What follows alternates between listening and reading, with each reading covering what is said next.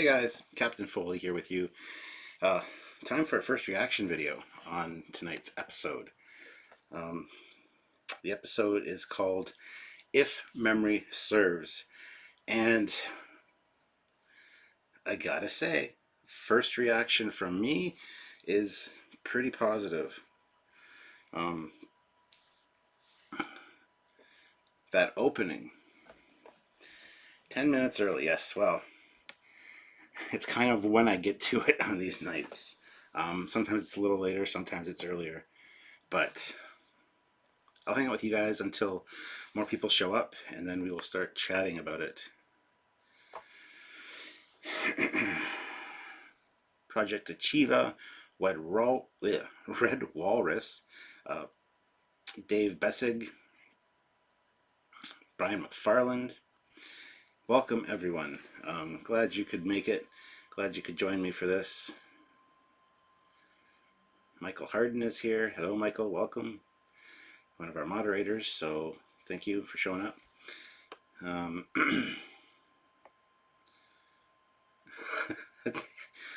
love your comment, David.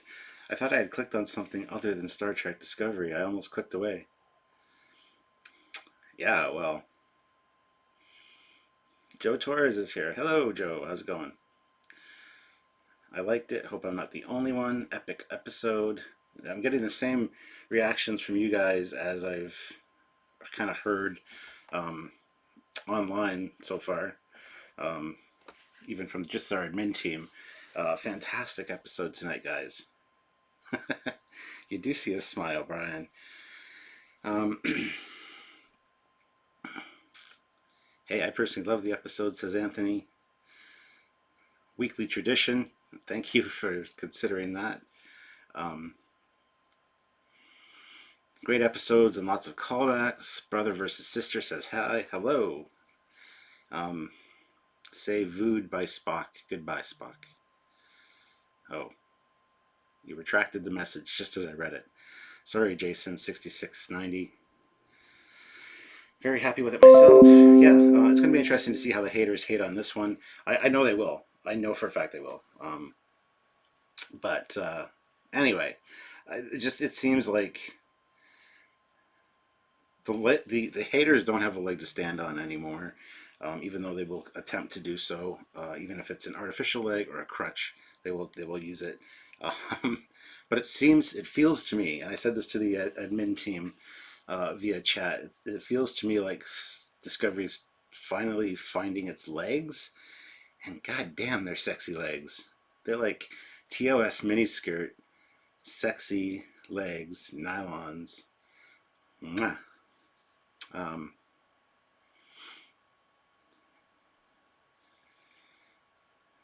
Matthew says, thought it was a little odd that Pike still had a thing for Vina, but I can live with it. I think he feels guilt about having to leave her there, the fact she didn't want to come with them, or couldn't come with them. But that, it makes the events of the menagerie feel a lot more impactful. Like he actually loves this woman, and now they can be together finally. So, Joseph says, amazing episode. Who cares what the haters say? This season is moving in the right direction.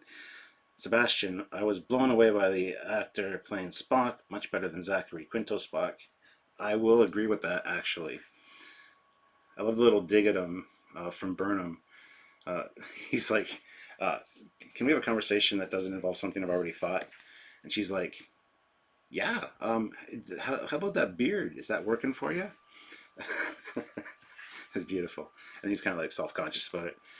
Stephen Julius puts in $5. Thank you very much, Stephen. What do you think about Burnham and Spock's relationship now? It's kind of what I anticipated. I can't see Spock not realizing that she did it for his own good.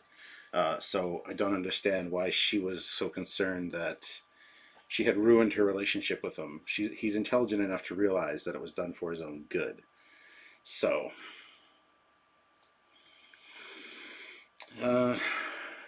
does the bear working for you? What? Captain Jesse, I need clarification. Does the bear working for you? Oh, is the beard working for you? Yes. That was hilarious. Um, Also, the Dr. Colbert story in this was very interesting. A lot of people have called it that him and Stamets are going to break up. That's how it seems. I still think it's way too early for that. I think he needs to distance himself from Stamets, but he might come around. We'll see. So that was great. And him kicking the crap out of Tyler and Saru being like, yo, just let this happen. This needs to happen. It was fantastic. So cool to hear the sound effects of Talos 4 and the humming plants. I thought the same thing. I said to Sylvia, listen to the planets, the sound of the planet. G. Esther 1980 puts in $5. Thank you. The Red Angel is Isaac from Orville crossover to save Discovery. I'm going to say no because they established it is a human. Spock mind melded with it.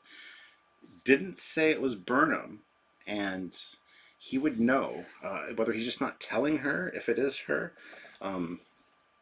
because of the temporal paradox thing. Can't or what the situation is with that, but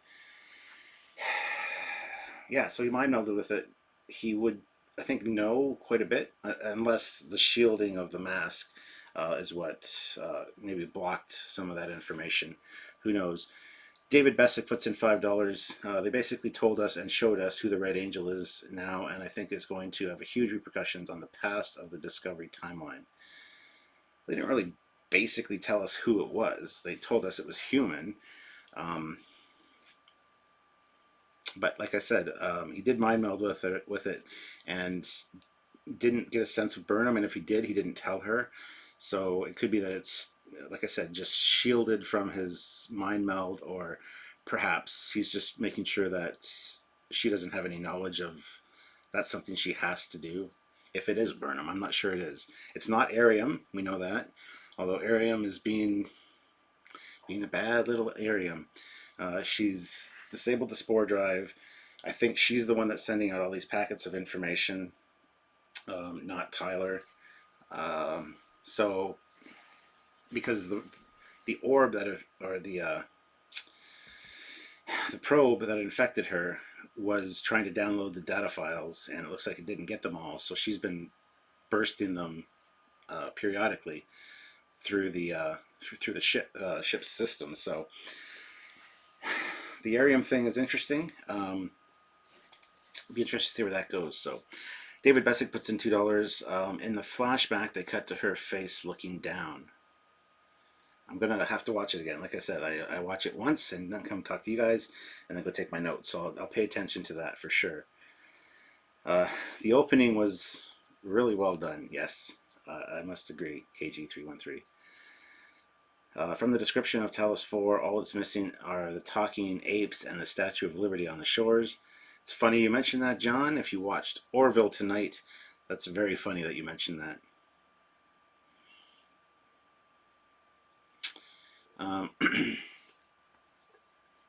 So yeah, Discovery is really stepping up its game. It's really coming full circle, and as I said earlier, it's really finding its legs, and I think I'm starting to find those legs sexy. I watching tonight's episode, watching last week's episode, the same thing was going through my mind. I can't imagine why people hate this show anymore. Sure, season 1 had a lot of missteps. I can understand the hate there, but season 2 has really done a course correction and really been on point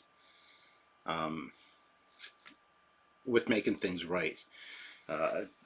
One of our admins who's here, Joe Torres, he actually said, hope that the Klingon storyline falls into place, because the Klingon storylines have been the ones I've enjoyed the least from season 1 and from season 2, the one episode we got.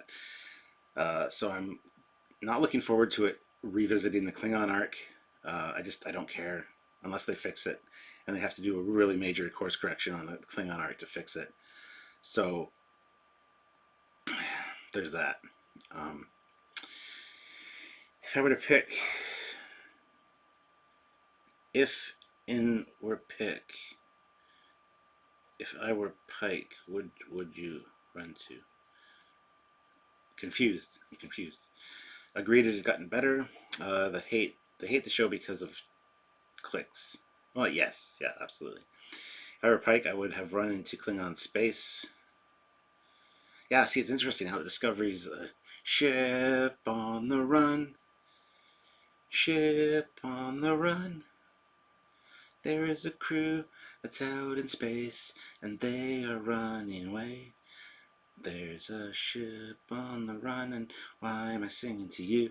I'll get rid of all my 107 viewers if I keep singing, so I'm going to stop.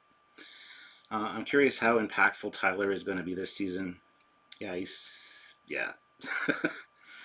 That would take too much time to fix that part.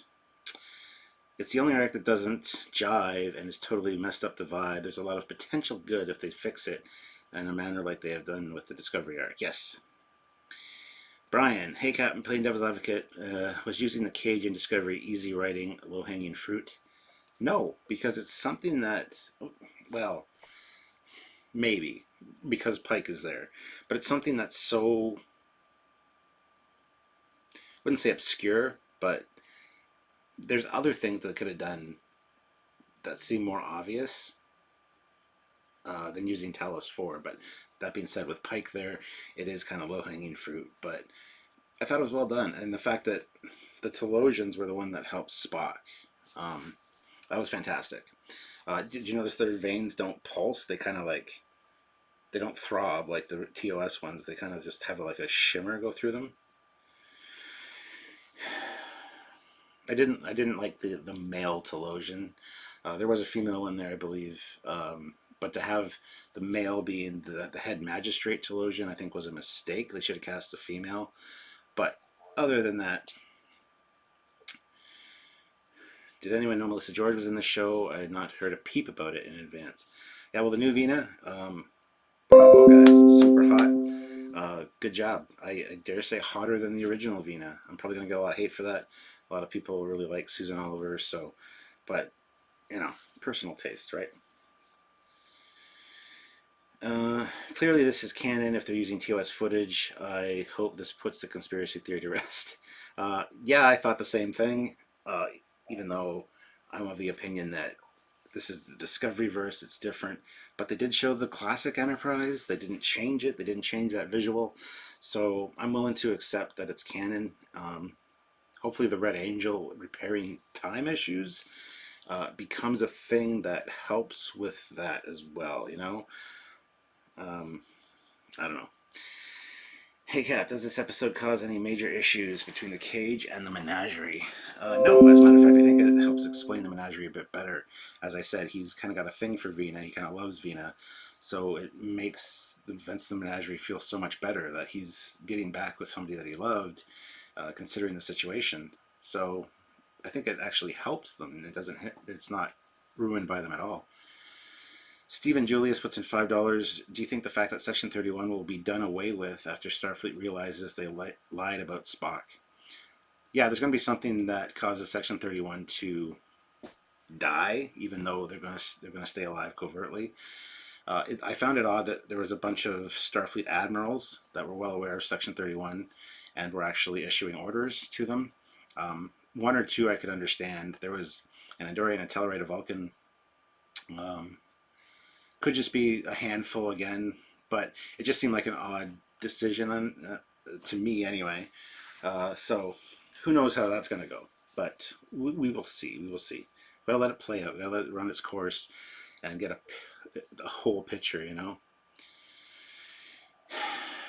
They strongly implied that Burnham should have died, and he not dying is a timeline change. Perhaps to save the universe, Burnham must die. You know, that's very interesting. I never really considered that, but you're right. She did initially die. At least the Red Angel projected that, but I think that could be. I think she was meant to live. That's why the Red Angel gave Spock that vision. That being said, it could be that the Red Angel is there to alter things and maybe not for the good. So I'm waiting on a Pike spin-off following the Star Trek Early Adventures, Early Voyages comic. You know, I'd be totally down for that. Totally down. Do you think Ariam is the one who gave Section 31 the information about Discovery's movements to Talos? Absolutely, I do. Absolutely. I don't see they're making Tyler look like the bad guy, taking his badge away or confining him to quarters. and it's just a red herring. So yeah. Remember in Star Trek 6 there was a bunch of high-ranking people that were part of the conspiracy. Yes, this is true. This is very true. Maybe Gary 7 and Roberta Lincoln are the Red Angels, and they actively work for the Aegis in repairing the timeline, considering how many times Kirk had screwed up in the original timeline. You know, that would be cool. Bring in Roberta Lincoln. No, maybe not Roberta Lincoln, but bring in Gary 7 again. That'd be kind of a nice nod. You know who else I'd like to see is Captain Decker. For him to make an appearance for just as on another ship for an episode or something. I think that'd be neat to tie in with the Doomsday Machine and see some of the older captains before they go crazy. Because not anymore, not anymore. You know, like, I wonder if next week we will see what the real Cornwell or a fake one before. Well, see, I didn't see the preview for next week, so I can't speak on that yet. I'm sure I will within the next day or so. But the one thing that irks me is how involved Starfleet Command is with Section 31. Admirals giving orders, keeping in regular contact, special badges, etc. It's like Starfleet's worst kept secret. Yeah, I kind of pointed that out as well. But we'll see. It could be a conspiracy. It could be a lot of things. We gotta let them do their thing. What are your thoughts on Vina and Pike's talk on Discovery? It was an interesting twist. I did not expect that. I did not expect him to necessarily run into Vina, but his legs kind of turned to jelly when he saw her. I think he feels guilty for leaving her there. He did say, you know, what she should have come with us. Yeah, it was interesting, and I think it really expands that relationship. He felt bad for her, and now that he's seen her again, it's refreshed this. But I gotta say, at the end, I called right away that they didn't beam to the Section 31 ship, and that was hilarious. Say bye, Spock. And I turned to Sylvie and I said, bye, Spock. I hope he says it. And, goodbye, Spock. That was hilarious. Whether that was actually Spock or the Telosians, I think it would have been the Telosians because it was an illusion. But that was hilarious. Absolutely spot on. Perfect. I bet this season will see Section 31's downfall and a rejuvenation of Starfleet to what we see in Section 31.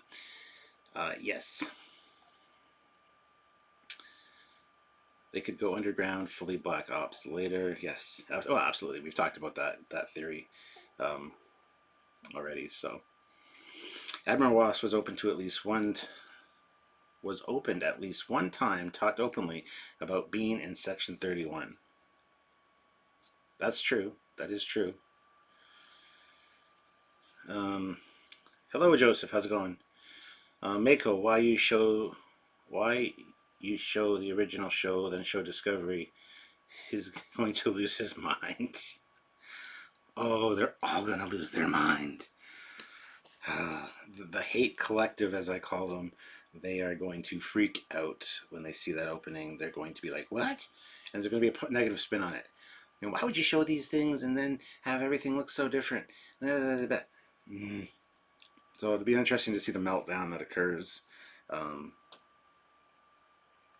was a lot of fan service, but I think it was beautifully handled. I thought it was beautifully done. So I didn't call it, but I understood what happened when they said the shuttle was coming from the surface. Yeah, well, I called it, so ha. I haven't watched it yet. Really excited. Learning to trust the Cap's reactions slowly. Thank you, Simulation Creation. I got a feeling we are going to have a Discovery versus Section 31 ship battle soon. I believe you're absolutely right. Captain Ben Maxwell was probably in Section 31 in The Wounded. More lens flares. The singing flowers were wonderful. They were a nice touch, yeah. And even her stopping one and then having that smile on her face. That was just... Burnham had she actually did some good acting. Sonequa Martin Green did some good acting in this episode. She had more than like two faces. It wasn't fantastic acting by any means, but it's better than what we've come to expect from Burnham. So bravo to them for that. That's fantastic. Hello, Tim. How's it going? Um, I will need to invest in popcorn for the haters. I don't even watch the haters anymore. I kind of get a summarization of what they've said, but it's not worth my time. It really isn't. Anti-Checker and Bird of Prey are going to lose it. I, I, I almost messaged Anti-Checker and said, eager to hear your thoughts on this one, because apparently last episode he was giving it quite a bit of praise. He still pointed out that something's wrong with it, but we can all do that if we really want. But it wasn't the hate slathered on hate, that has been the typical norm for him. So this one, I'm wondering how he's going to take it.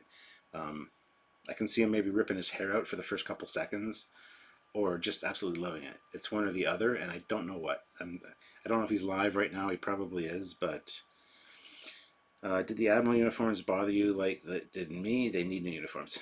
The uniforms have consistently bothered me, yes. 90 Lancaster, they attached their camera to an overexcited collie dog again this episode. I did notice that. The one thing I did hate was the shot where they see the Section 31 ship and it comes in upside down and then pans. It's like, what? Why? Thank you, Tim. Tim throws in $1. Much appreciated. I'm late, so I don't know if this was mentioned already, but Spock refers to the Red Angel as a she. Yep. Yes, he did.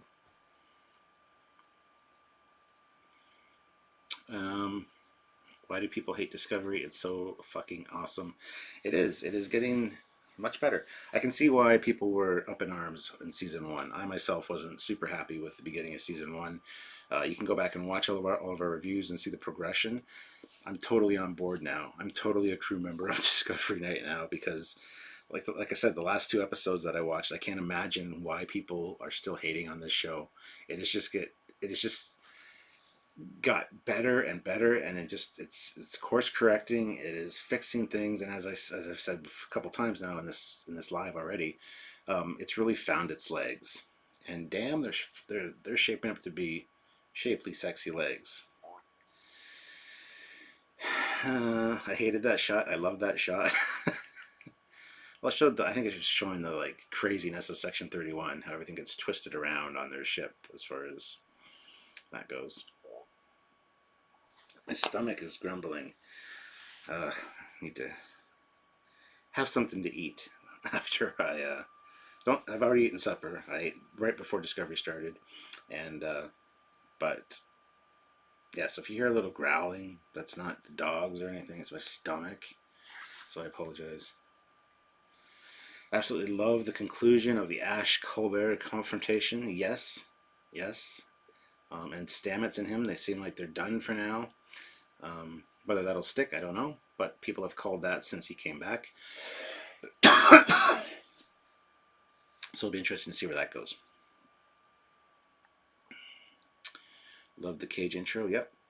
It took about 3 years for Next Gen to find its feet. Discovery looks like it only took 2. Well, we don't know. We haven't seen Season 3 yet. Season 3 could be head and shoulders above this one. And we'll look back at Season 2 going, yeah, they kind of fixed some stuff, but damn, Season 3 is good. Season 3, things are starting to look, more in line with Prime. Sorry, guys. The visual thing of Prime still bugs me quite a bit. Because you can do that Prime timeline, that era properly, as we've seen many times before.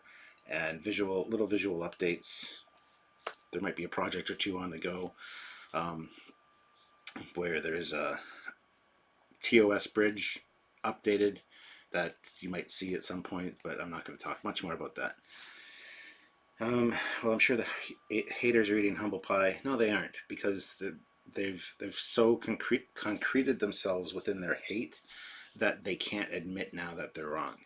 They've overextended themselves, and they're just going to go off on wild tangents about crazy stuff. Not that they haven't already, but justifying why this still deserves the hate that they're giving it. They can't do it, in my opinion. They can't switch gears. It would be a miracle to me if Mecha Random or Doomcock came around and started admitting that it's getting all right. You know, the first season really sucked, but now it's all right because they've already entrenched themselves so far into that hate that they can't pull out of it and save face now. That's one good thing about Trekyards here, because we love all Trek, we really do. I'm not a huge fan of the Kelvin verse, but I watch them. I own them all. It's Trek. It is what I love. Um, and we always point out the good and the bad. There's good and bad in all Star Trek. When we review TNG episodes or TOS, it gets the same kind of attention that Discovery does. This was done fantastic. This was awful. This was a reused prop from this other episode, and not even disguised well. You know, things like that. So we I feel confident that I'm fine saying that I can like Discovery, even though there's a lot about it I didn't like in season one. I'm very concerned that Non is dead meat. This annoys the hell out of me.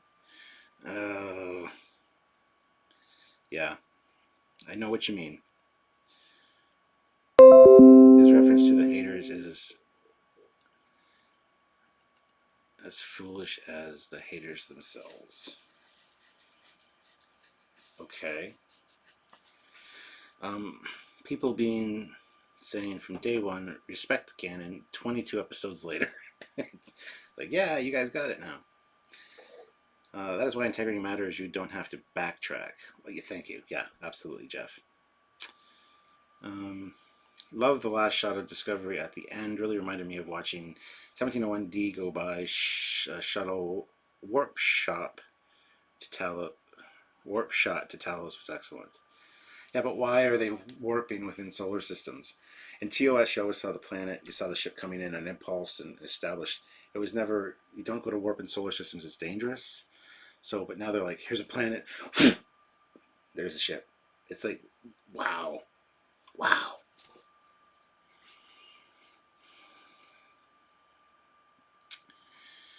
Mecha Trek AD, interesting name. It couldn't possibly be that the series just isn't as well done or thought out as previous incarnations. That simply isn't possible. DJ, we have to remember that TNG took a long time to bed in, as did. Let's hear that. As did those that followed. The difference in action reaction wasn't there. Star Trek Discovery deserves some allowances. Couldn't agree more. Kirk went to warp right outside of space. Oh, yes, that was in an emergency situation. He wanted to steal the Enterprise. It's dangerous. It's not unthinkable to go to warp in a solar system. It's just dangerous and not recommended, especially a solar system as cluttered as Earth's would be, with, you know, Starfleet headquarters being right there, you know. They got here to be slightly rude to Ash, and then she's in a fight with a killer robot. Things don't look good for Non. That would be silly if they bump her off just to give Ash his old job back. Yeah, but I can see them doing it. Hopefully she goes back to the Enterprise with Pike when he resumes command. Okay, can someone tell me, is that bridge officer an android? I thought Data was supposed to be the first and only android in Starfleet. Luke, we looked this up last time. I did one of these first reaction videos. Memory Alpha doesn't know what Arium is. There's speculation she's an alien species that's been cybernetically augmented, or a human that's been cybernetically augmented. She's not an android. She's definitely not an android, but she's definitely some kind of augment, some kind of cyber. I almost said Cybertronian, some kind of cyborg. So parts just enhanced. But there's conflicting information from. There's 3 different things she could be, and they don't even know. So that's kind of stupid, but. Arium, Ash do slightly diminish Data and Worf in some ways.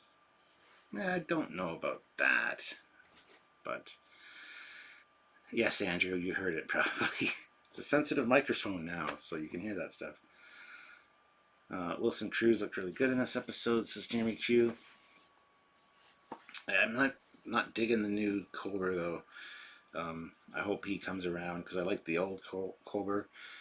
And I don't know. Arium is likely part organic as she wouldn't otherwise need a spacesuit. Have we seen her in a spacesuit? I don't know. Trekyards took a while to get their legs too. Now they are pretty something. What do you mean we took a while to get our legs? I thought we were pretty good out of the gate. Go back and watch some of those original episodes. The delivery and the presentation might not be there, but damn, we put in a lot of hard work. We've kind of refined the process, obviously, but thank you for noticing that we sucked. That means a lot to me. It's okay. I wonder how Pike's accident is going to be played out that gets him back to Talos 4. Well, it's still going to be the same thing. It still happens like 5-6 years later. So we're not going to see that, probably. Arium sure is pretty. I'm going to disagree there, but that's okay. Alien is an augmented synthetic human hybrid alien, LOL. Yes, that's a good answer. Andrew Steele puts in $1.99. I think your stomach is trying to weigh in. Yes, it's like, damn, that was a good morsel of them thar Discovery. Me need more of that them thar Discovery. And it's like, stomach, you gotta wait a week. And it's like, no, I'm hungry for more Discovery right now. I don't know why my stomach has that accent, but there it is. But I agree. I want to see the next episode like right now, like last week when I knew they were going to Talos. It's like I want to see it now. I don't want to wait a week. No, it's gonna be now. Now, right now. But no, I had to wait. So that's good. The show is doing what it's supposed to do by pulling you in. I watched Orville after Discovery. It was an alright episode. Nothing spectacular, but it's an alright episode. Good episode of Discovery. Mediocre. Meh. But Discovery blew Orville out of the water this week. Is Arium a member of Section 31? No. I don't think so.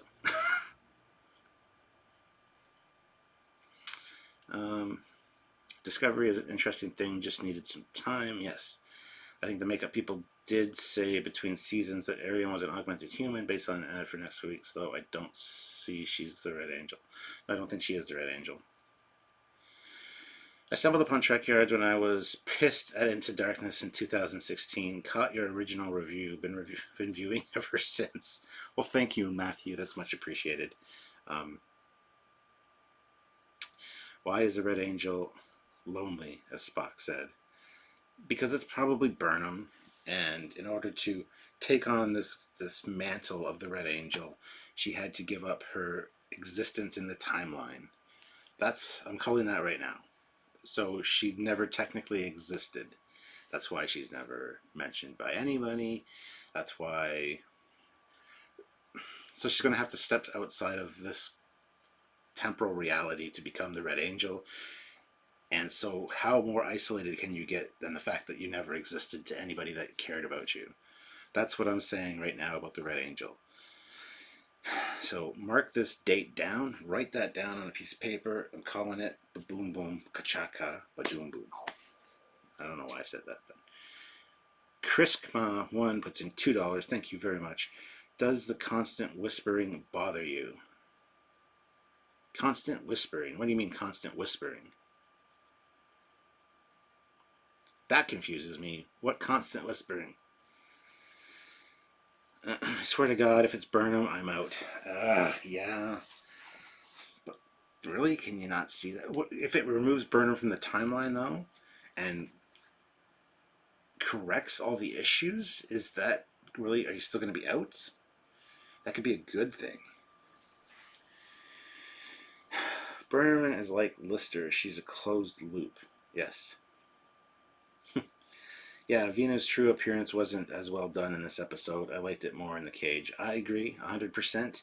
They even had that like lens flare behind her a little bit. It was a little too bright. I didn't think they were going to show it properly. Then they did. It was still not lit very well. But I was like, yeah, that's kind of disappointing.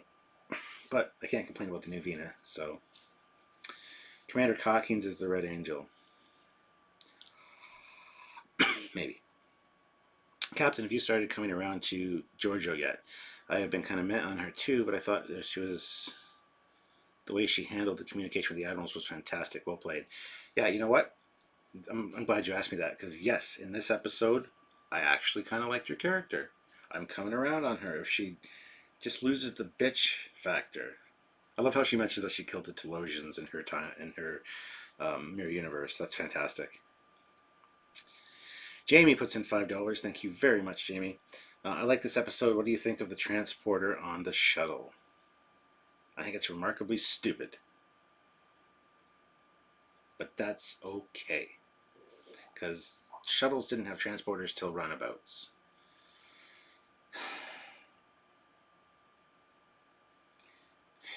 Again, there's some canon issues. But that's fine. It's something that can be overlooked, I suppose. Hey, Stuart, is it true you can't say C in Canada? The C word? Yeah, it's a pretty nasty word. I know that down there it's like a friendly, like, hey, use a crazy, that word. I've said it before on live streams, but I'd rather not this time. But yeah, the CUNT word is a little bit different meaning here. But when you call somebody a crazy CUNT like you guys do, it's all in affection. It's different euphemism down there. So the shuttle in the Best of Both Worlds had a transporter. No, it didn't. He had a transporter thing on his arm. Whose heart broke when you saw the memory of what Burnham did to Spock, and also how she's been torn about it for all those years? Well, it's exactly what I expected, to be honest. And it wasn't as harsh as I really thought. I mean, for a kid, yes. But she can't think that Spock hasn't, over the years, realized that it was for his own good and that she didn't really mean it. That's just naive on her part. But Discovery Venus said that this was how the Telosians found her, but in the original she said that they had never seen a human before, and so they had no way to know to put her back together. Well, they found that they saw the dead bodies of the other humans, but yeah, I guess. LOL, trying to avoid saying see you next Thursday. Yeah. KG, $5 Canadian. What did you think of the Telosian pulsing vein effect versus the original? I prefer the original effects for sure. This didn't seem like a pulse. It seemed more like a something running through the vein. It didn't seem like it was pulsing. So I prefer the original one for sure. I was wondering how they were going to handle that. At least there was something going on there. But I think the Telosians in this episode looked a lot more like Binars to me. Binars from TNG. But whatever. I just watched Best of Both Worlds today, actually. Weird coincidence. And the shuttle did have it. Did it really? I'll have to go watch that then. Sorry, man. I mean, if I'm wrong, I freely admit that I'm wrong. But I really thought he had a thing on his arm that was the reason. Anyway, sorry. There's no transporters on TOS shuttles. There you go. Burnham is lousy at manipulating people, otherwise she'd have some pressure on Sarek to move the Vulcan embassy to Earth to avoid the terrorists. Yeah, the fact that it was mentioned that Vulcans don't want humans on their planet, this seems very xenophobic for the Vulcans. So that kind of felt like a misstep to me. I can understand Vulcan children might not want in them, but we have already talked about the Vulcan extremists. They were in Enterprise as well, so I don't really buy it though. It seems like very illogical to not welcome new cultures and new species, especially with something called the IDIC, infinite diversity and infinite combinations. You know what I mean? It's just it was kind of a misstep for me. I thought the shuttle transporter was kind of TOS, like in terms of the visual effect. Oh yeah, it was. The visual effect was fantastic. Shuttles on TNG had an escape transporter mentioned in several episodes. Well, there you go. I think it was a single person escape transporter then. I'll need to look into that, but I could have swore they didn't. The Type 15 certainly didn't. Michael Harden puts in $4.99. In TNG, they were mentioned as emergency transporters. Okay, well, fine, I get it. I'm wrong. Trekyards was wrong. Now I need to do an episode on shuttles. Do some research. Inspiration striking. 206 of you viewing. That's awesome, guys. If we can all hit like, that'd be fantastic. Let's get those numbers up. If anyone wants to super chat, that'd be also greatly appreciated. But by all means, you do not have to. I just love hanging out with you guys and chatting, and I'm just blown away by tonight's episode. The opening, I was like, because I was watching it on Space, so they always advertise, they have Trek all week from like 3 o'clock till like 7 or 8 o'clock. Mondays TOS, Tuesdays is TNG, Wednesdays is Voyager, Thursdays is Deep Space Nine, and Fridays is Enterprise. So you're always seeing the ads for Star Trek. So when it came on, I was like, oh, it's just an ad. But then it's a little TV thing in the corner that shows it's a show, and I'm like, no, they wouldn't. They are. Okay, well, damn. I was impressed. I really was impressed. Some of the later shuttles had a transporter, a disc on the ceiling, but the early in TNG ones had none. Okay, well, thank you, guys. I used to hit like. I'm a rebel like that. I refuse to hit like. Okay, fine. Then hit dislike. I really don't care. Just give us an analog for, or an analytic for YouTube, please. Hashtag feel the Burnham. Please never do that again. Transporter over to the Section 31 ship of Spock and Burnham sounded a lot like the Cage Enterprise transporters. That I didn't notice. I will need to watch that again. The opening gave me goosebumps and really just, yeah, it was amazing. Jim Meeker. Oh yeah, that previously on Star Trek was awesome. Previously on real Star Trek. No, just kidding. Don't. Yeah. No, just kidding. Relax. Captain Jesse, I think that the earliest point in Starfleet would have shrunk down transporters to fit in shuttles would have been Star Trek V. Possibly. Remember, every ship had different shuttles. DS9 had the runabouts before TNG. Yes. I had the same reactions to the opening, also watched on Space Channel. So, Project Achieva, you are Canadian. That is awesome. But yeah, I was like, this is an ad for the I already hit like earlier. Unfortunately, I can't do it twice. Yeah, I know, that's a shame. But Burnham shuttle is much bigger than the standard shuttle, which to me indicates it is a long-range craft, which explains why it would be warp capable and have transporters. There you go. Captain, are you going to be on Anti-Trekker show later tonight? No, I will not. I might tune in, and as soon as I tune in, it's be like, really? I hate that. That is so stupid. Oh, Captain Foley, just a second ago I was saying how great this one was. Tell him, everybody, tell him. Because every time I tune in, he's always hating on Discovery, and it's just too much negativity for me. That being said, we did talk to him earlier this week, and we filmed some episodes with him, non-Discovery related. So he will be on Trekyards again. He's a good guy, so check him out, but I don't think I'll be joining him live at all. I might show up to the chat after I do my homework, but we'll see. Just make sure he's saying something negative when I show up. Joseph Fleming puts in $3.99. Transporter used in shuttle TNG episode Outcast. Okay, guys, I get it. I was wrong. Okay. What I meant to say was in TOS there were no transporters on the shuttles. And I really don't even have a problem with that. So.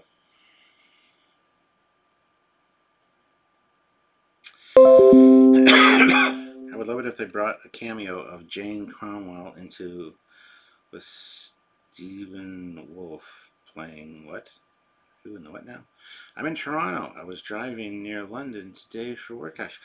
Project Achieva, you are amazing. Cool. Give us some cyborg action. I don't think they'll do that.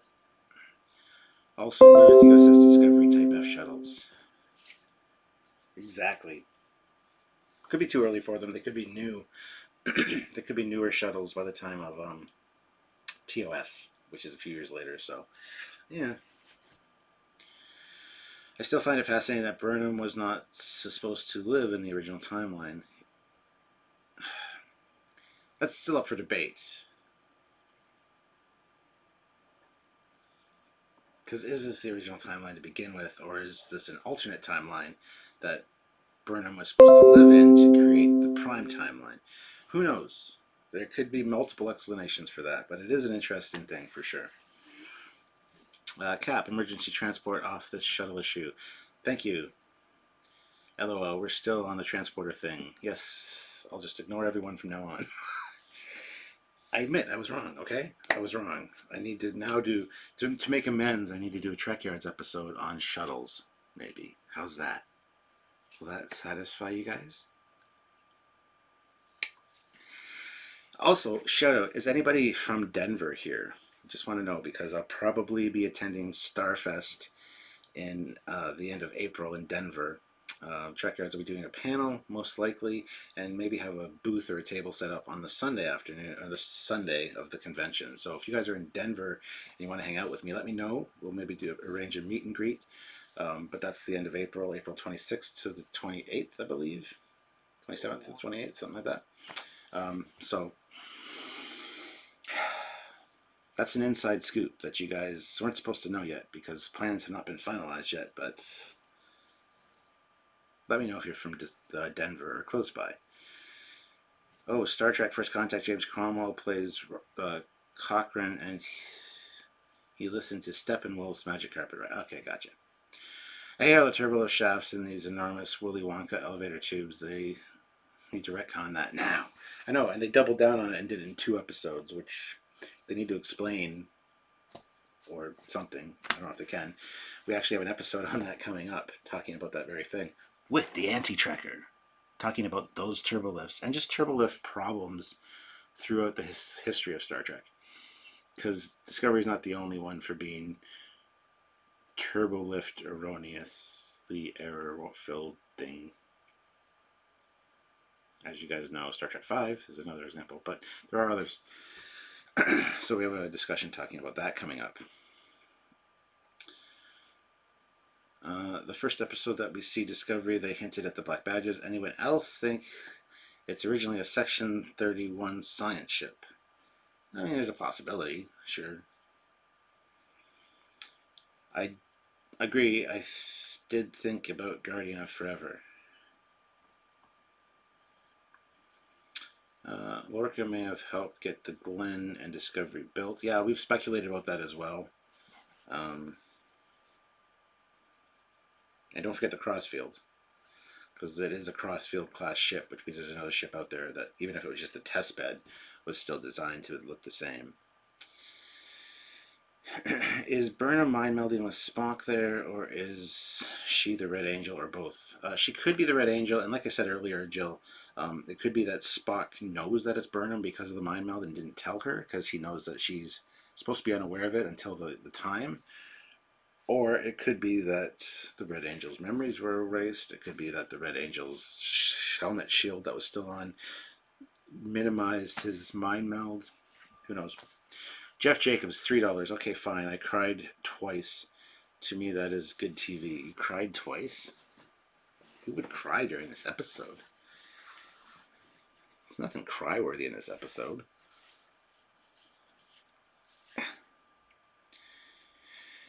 The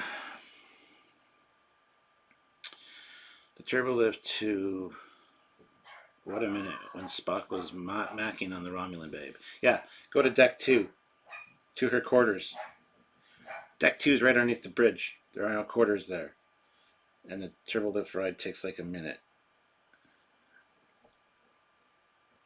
Definitely a glaring problem, but that's okay. April 26th, 27th, 28th, have to work, darn.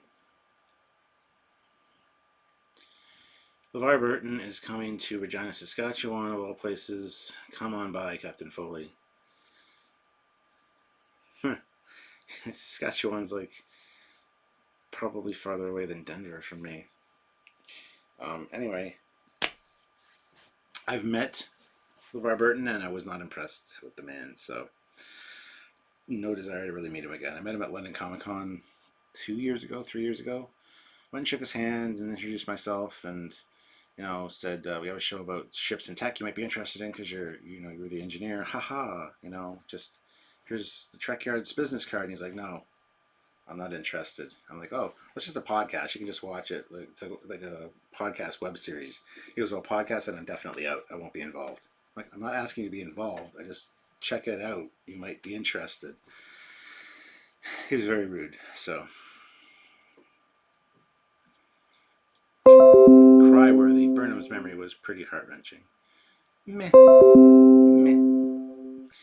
TARDIS lift had to go all the way around the ship first. Yes. Deck 1 would be the roof of the bridge dome or the dome upper half. Are you a moon? LOL, good one. Yes. I needed convincing given Picard's views on melding. LOL, boo, Geordi. Yeah, I know, right? This episode pulled at my heartstrings with the homage to the cage, not gonna lie. That maybe a little, yes, but... have you met the Discovery Cast yet? I have not met any of the Discovery Cast yet. Samuel's met them all and talked to a few of them, two of which actually watch Trekyards. Stamets, Anthony Rapp, watches Trekyards. He likes watching our speculation videos and seeing what we get wrong. Loves our ideas, and they both recognized him, Anthony Rapp and Mary Shifo, the Klingon. Laurel, she also recognized him. You're from that YouTube channel. Because she watches our Klingon episodes to try to get more insights into the Klingons and what fans want from the Klingons. So she watches our stuff a lot of times when she's getting her makeup applied for Laurel. So that blows me away, man. But anyway, is there a valuable question in your arsenal? That is Spock. Is LeVar your mortal enemy now? No, not by any means. He just might have been having a bad day, but it really turned me off to him because I thought he was going to be a super nice guy, and he was just complete. Yeah. George the Forge is a bit irritable in the series too. No surprise, there is life imitating art. He seems so nice though. I used to watch Reading Rainbow when I was young. He seems so warm and friendly and welcoming. But no, he's not. It's a shame too. I don't know. Stamets, however that's spelled, is a cool guy. Yeah, I like Stamets. Felt they did a good job with Pike's story in this episode, in particular scenes with Vina. Yes. Personally, I still place the USS Discovery build date as 2230 to 2243 in direct competition for the flagship, but lost the Starship class Constitution, but it was still totally worthy of the ship fame. Sure. Hi, Stamets and Klingon Lady. Hello. I don't think they watch these. They don't watch the lives. They watch our speculation videos and our Klingon videos because they want to learn. So I think that's great. But LeVar did Reading Rainbow. How could you not like him? I love LeVar Burton until I met the guy, which seems to be the case. Same with Tim Russ. Love Tuvok. I think he's a fantastic character. Tim Russ is kind of wishy-washy, kind of dismissive. But this is not talking about the actors. I don't want to get into this right now. But Colbert was stunning in his performance tonight. Yes, he was. I hope the actresses know my jokes about the characters are not aimed at the actresses. No, they said that Zarkon D. Grissom guy is a real asshole, and they feel like they've been personally attacked. They've called the police. They've got a restraining order out against you. They did mention you specifically, so you're up shit creek, my friend. Tim Russ was weird. Anyone get a little tired of the chronic JJ lens flare in this episode? I noticed it twice, so I didn't notice it too bad. But like I said, I only watched it once, so I gotta go rewatch it and take my notes. So I like the guy that plays Stamets, even though I think the Spore Network is more magic than science. Yes. and that's Anthony Rapp, the guy that plays him. So Tim was a weird fellow for sure. Ashton Pike must be really tall. I didn't notice. Wahaha. Is there any more character building of more of the bridge crew yet? A little bit. Dittmer spoke up in this one at the end where he was like, I'm not going to order anyone to violate the rules because we're a wanted ship now. And she's like, of course heading, sir. She cuts him off. Like, she cuts Pike off. I love her. She's actually growing on me. I don't know if Patrick is watching. He knows that I was never really a fan of Dittmer, but she's really growing on me. So I'm more than happy to say that I can adapt to change. I can start to like things. I'm not set in my ways. Even Giorgio in this episode impressed me, and I didn't hate her, which was nice. I didn't notice the lens flare as much as the blown out backlighting. Yeah, well, that was an issue for sure. Also, we do not know the earliest time frame that Starfleet used touchscreens. We also don't know why some Starfleet ships have only physical computers while the other Starfleet ships have early LCARs in Discovery. Yeah, that might be explained. I'm not too concerned about that. The lens flares were washed away by the temporal tsunami. Sorry, I'm a bit lost doing a bunch at once. That's okay. I didn't like the fisheye lens in this episode. Actress for Laurel played the other Telosian, right? Maybe, I don't know. That's a good question. I need to look into that now. Dittmer is the one that looks like 7 of 9. Yes. She's the one that was on Discovery, not Discovery, on the Shinjo before the Battle of Binary Stars, got injured, and now has that face thing. So yes. Agreed, too much fisheye lens in this one. I'm starting to have a thing for Mira Giorgio. Yeah, she's only really impressed me a few times. Much more hate directed towards her than anything else, though. So she'll have to continue to grow as a character for me to actually like her. I love that most of the Admiralty, though, thinks she's Captain Giorgio and not the Empress. They don't know. I think Leland knows. Some of the Discovery crew know. But the Admiralty doesn't know. They think it's Captain Giorgio. I thought that was weird. Now that I think of it, Dittmer does look like 709.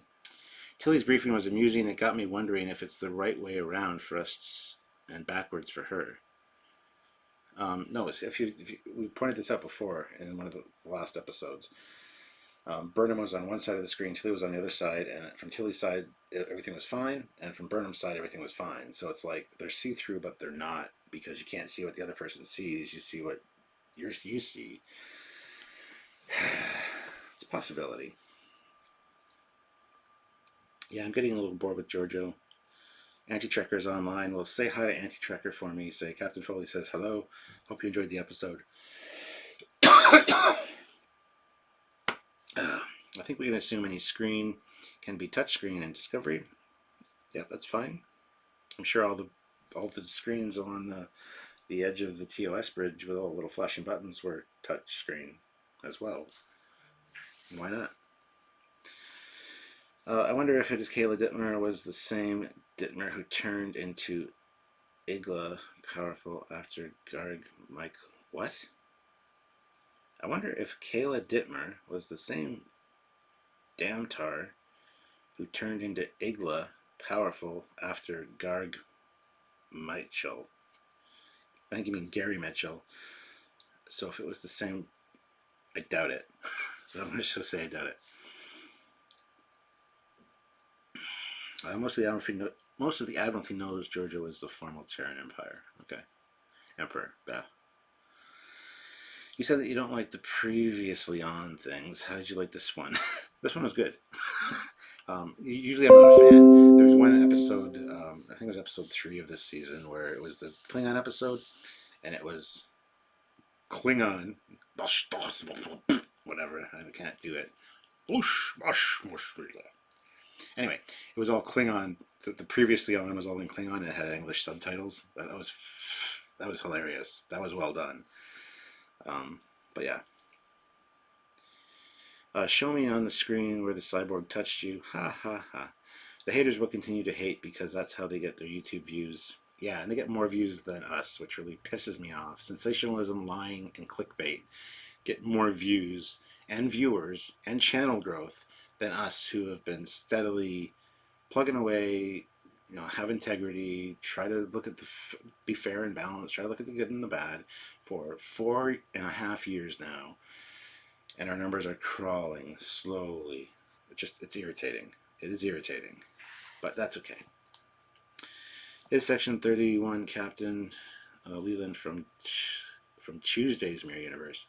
I don't know if he's from Tuesday's Mirror Universe. He might be from Thursday's, though. Almost 200 viewers, only 101 have reacted. That's disgraceful, guys.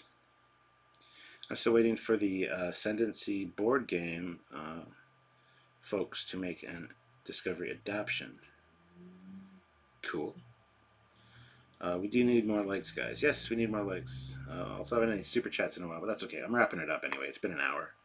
Had quite a few super chats. Much appreciated, guys, by the way. It all helps.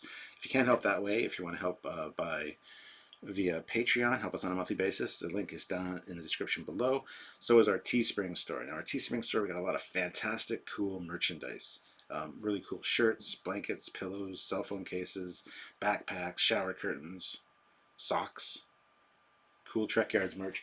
We also have Trekyards magnetic badges are coming soon, as well as stickers and Trekyards coasters. We got a lot of cool Trekyards merch.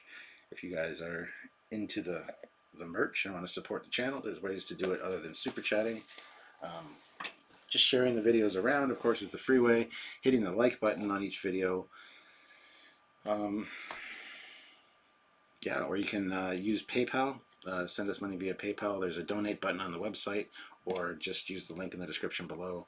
That all helps out as well. So super chats, all that other cool stuff, all helps the channel.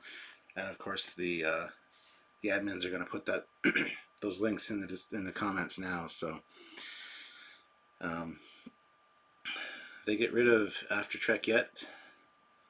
That after show makes me cringe. Yeah, it's been gone. It hasn't been around since season 2 started. There's a thing on Fridays on Facebook, kind of like a new After Trek, where they talk to the actors, the most prominent actor in the episode, which in this case was the guy that played Spock, and I think he did a fantastic job of Spock. He didn't seem to have that Spock gravitas for a while, and in the trailers it wasn't there. But watching his character in this one, I think it was mentioned earlier in the chat. Somebody mentioned that he makes a better Spock than Zachary Quinto, and I 1,000% agree. I think he's fantastic as Spock. I want to see more of him now. I want to see a Pike series with Spock. I mean, I'm telling you, Discovery is course correcting, and they're doing a fantastic job of making things good. And I'm happy. I'm happy.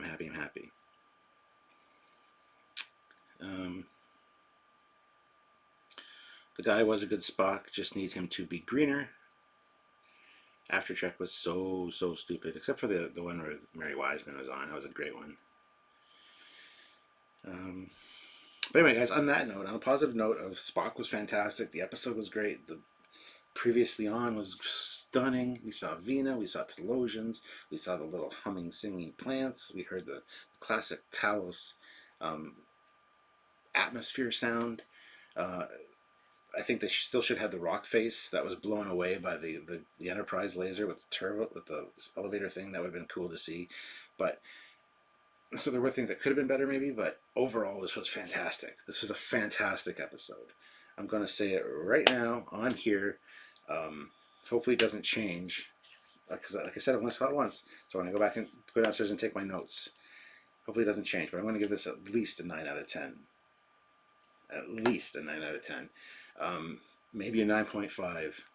We'll see how tomorrow's review goes. Check out the official review tomorrow afternoon, and then of course tomorrow at 5 Eastern Standard Time on YouTube. join us live for our live episode breakdown and discussion. We break down each scene. It's about a 2-hour live, so from 5 to 7 Eastern Standard Time. Join us for that. Put in your thoughts, your comments, your questions. Send us super chats. Hang out with us and let us know what you guys thought of the episode. Looking forward to seeing you guys there. So until then, guys, and on that very positive note, live long and prosper, and we'll see you soon, guys. Bye.